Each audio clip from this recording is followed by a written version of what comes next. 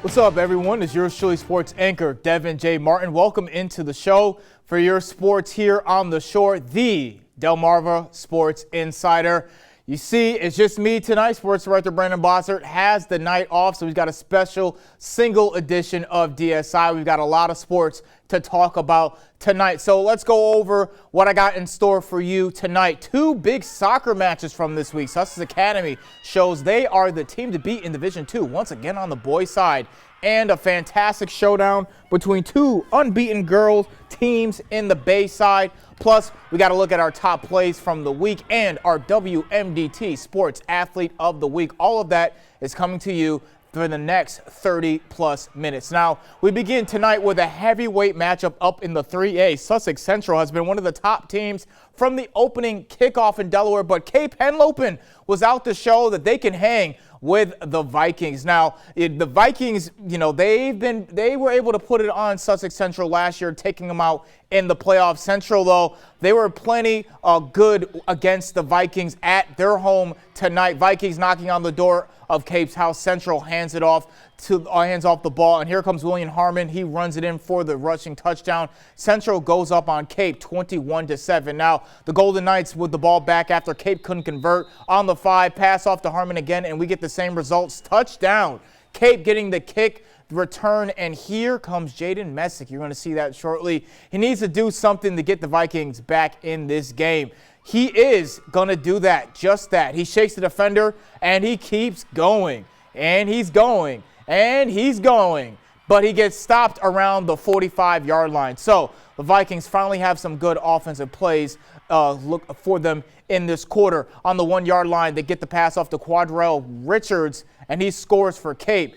But it doesn't matter, too little, too late. Central would go on to win 41-27.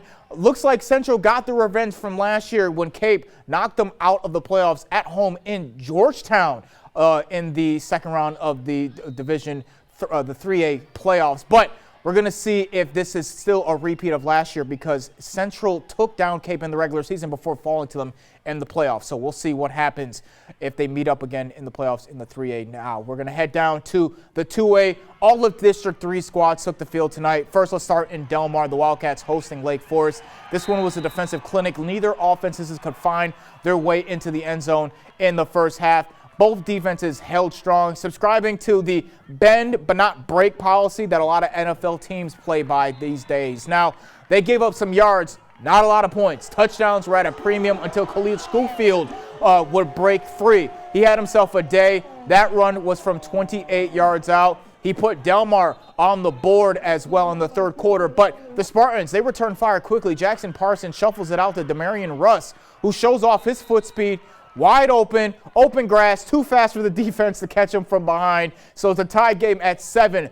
But it would be the Wildcats who will close this one out. Schofield gets the ball on the fake. He's in the end zone on the goal line rush. He had over 100 all-purpose yards, scoring with about 2 minutes left to go in the game, putting up Delmar 14-7. He had 2 touchdowns for them as they moved to 5-1 on the season with an impressive victory over Lake Forest. Now, another 2A battle, Milford and Woodbridge. The Blue Raiders looking like the team to beat in that District 3, but Milford trying to take them down. Woodbridge with the ball off to Cameron Johnson from the 30, and he's long gone. That's a top play nominee right there. Over a 70-yard rushing touchdown. Raiders go up 6-0, and then later with the ball again, off to Johnson again, and it's the same result. I mean, if it's not broke, don't fix it. They're just going to keep spamming the Johnson play right there. He scores a touchdown. Woodbridge raiding Milford at their home tonight for some more extra points. Woodbridge goes for the 2-point conversion. Malachi Hayes gets the score. So that's putting them up 2 touchdowns and some more. Raiders again knocking on the door, and that's off to Tyler Ely, and he rushes it in. Woodbridge up 21-0. Milford finally in good position with the trick play. Riley Rankin passes it deep to Caden Jarrett for the touchdowns. The Raiders would end up adding more to the score, though. They dominate Milford 42-6. That's really impressive win for Woodbridge, especially over a 2A opponent.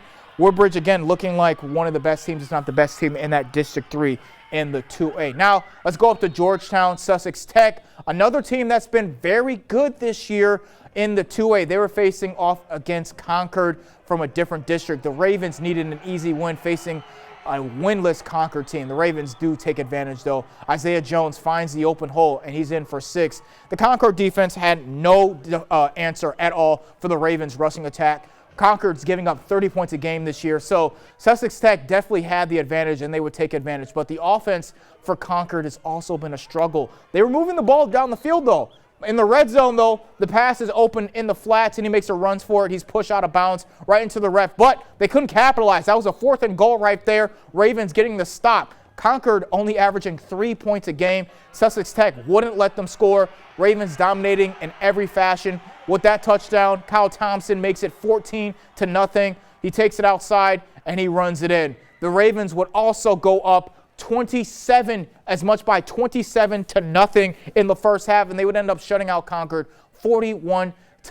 And elsewhere in the Henlopen, Indian River took down Brandywine 23-7. They move on to 5-1 on the year, but I will get to those Henlopen scores in just a little bit. Now, stay updated while we're at all these games in real time. Follow WMDT Sports on Facebook and on X right now. So let's get to the rest of these Henlopen games from today and this week. I just mentioned Indian River taking down Brandywine 23-7. Indian River looking like the best team in the 1A. We got to go to Polytech taking down St. Andrews 49-21. So those two teams are going to make or battle out to see who's the best team in the 1A from the Henlopen Conference. Dover taking down St. George's, getting a much-needed win, 28-26. A very close game. St. George's had the potential to tie this game in the third quarter, but they missed on a 2-point conversion. So that would be the final score. And then Smyrna knocked down Cesar Rodney, 36-29, getting their second win of the season. We don't have the final score from that Laurel Seaford game just yet. Now let's move over to the Bayside, starting with the Y-Hive Tribe, coming off a very impressive win. Might I say their most impressive win over the last 2 years, taking down Kent Island last week. But they played host to CSD today. Now, the Vikings would be a little bit better against the Tribe than the Bucks were last week. The CSD, they took a halftime lead, and they were just focusing on putting the Tribe away for the entire second half. Anthony Hughes, really good at basketball, but he's stocky, which means he can play some football too, take a couple hits. He calls his own number, running in untouched as the Vikings go up 21-6. He lets the defense know that there's nothing they could do with him. But the Tribe had other problems as well. Jonathan Grady rolling to his right. He looks like he's going to scramble for the first down, but he instead, at the last second at the line of scrimmage, throws a jump pass, and it's picked off by Antonio Bluford. Vikings keep the Tribe to only 6 points as they win by 15. Tribe, their season high on offense, 21 points when they scored 21 against Kent Island last week, but today only held to 6 points. Now let's get to some more action. Bennett hosting North Carolina yesterday, also at County Stadium. Very first kickoff of the game, Owen Wallstrom would juggle the ball a little bit, but he would find his footing, and then he's going to go all the way for the score.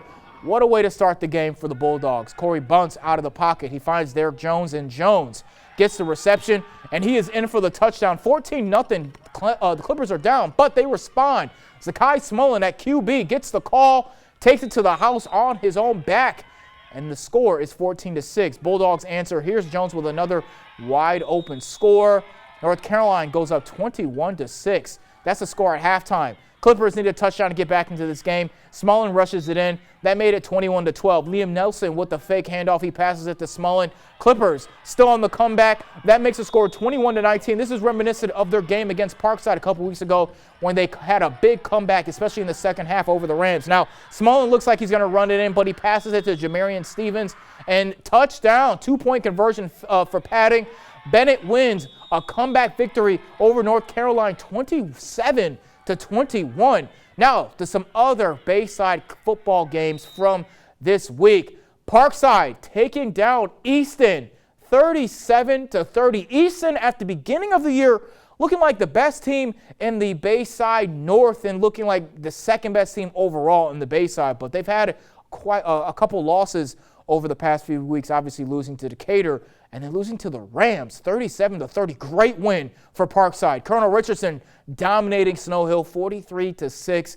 And then, I mean, you see that score. Decatur just looking dominant once again. 52-0 over Kent Island.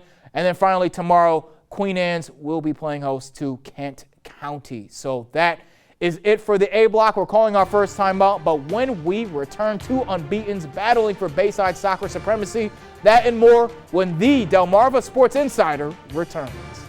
Steve Decatur head football coach Jake Coleman, 2023 state champion. You're watching Delmarva Sports Insider. Go Hawks.